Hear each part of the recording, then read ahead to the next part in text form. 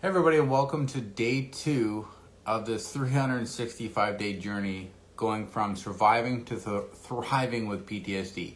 Now, I hope that you were able to understand your symptoms yesterday and understand what PTSD was. Now, today I want to just dive into what triggers are and recognizing how you can begin to recognize your own triggers and then some coping mechanisms that you can use to overcome them and really create that life that you're longing for. And PTSD is a hindrance, right? It stops us in our tracks. It's a wall that we've hit because of a traumatic experience that we went through in the past.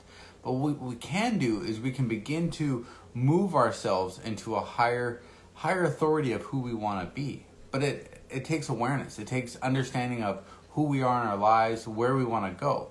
So step 1 is you always want to recognize your triggers. And how to do that effectively is you need to know what's going on. You need to first be self-aware within your life and say, okay, what is going on in my life? How do I feel? What do my emotions attached to? Where do they go on a daily basis? So there are a few triggers that you could pay attention to. One are emotional triggers. Now these are triggers that are provoked by the environment. Things like places you go to, maybe sounds you hear.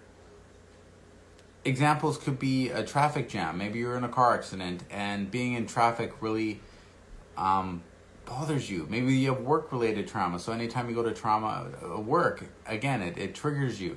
Maybe you have a certain place in the world. So these are type of external environmental traumas. Second are the internal traumas. These are often the thoughts that we feel, the memories that come out. Maybe you are a perfectionist. You want to be perfect at things in life. And we all know that's not possible. But this could trigger you to feel an emotional attack and a trigger and begin to sit your emotions in spiral. And that's what we're wanting to overcome. And then finally, you could have physical triggers from your PTSD. These are things like sleep, maybe you have poor nutrition, illness, right? Disease. Someone described it as the best way. Disease is actually dis-ease in the body.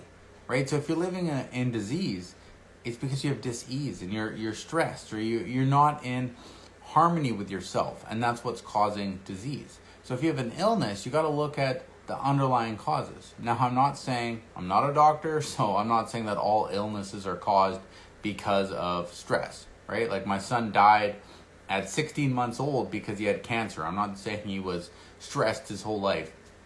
But some diseases are caused by stress, poor nutrition, lack of sleep, and this is caused by PTSD.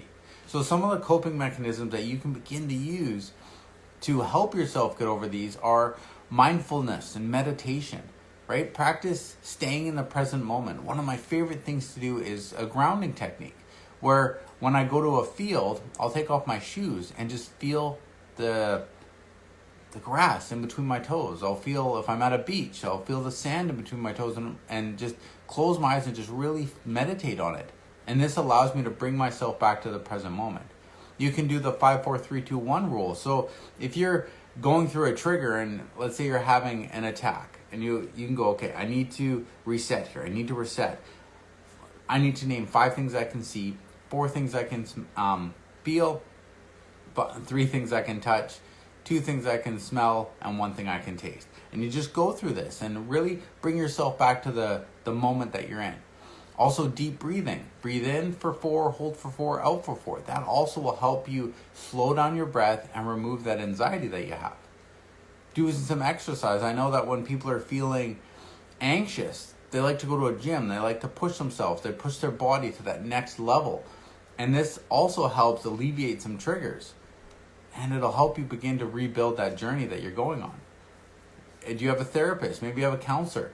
Pick up the phone. Maybe you have trusted friends in your social support group. Pick up your friends. Don't pick up your friends, but pick up your phone. Give them a call and say, look, I'm going through something right now and I need your help. People want to be there for you. People want to be there to help you succeed and help you get to that next place. And then effectively just manage your time. Know that once today is over, you don't get today back. So don't fill it with stress. Don't fill it with worry about what's going on. Try to recognize your triggers, recognize what's going on, and then build yourself into tomorrow. So that's it for today. Thanks for tuning in for this quick transformation today, and I look forward to seeing you tomorrow. And remember, I love you all, and there's nothing you can do about it. Bye for now.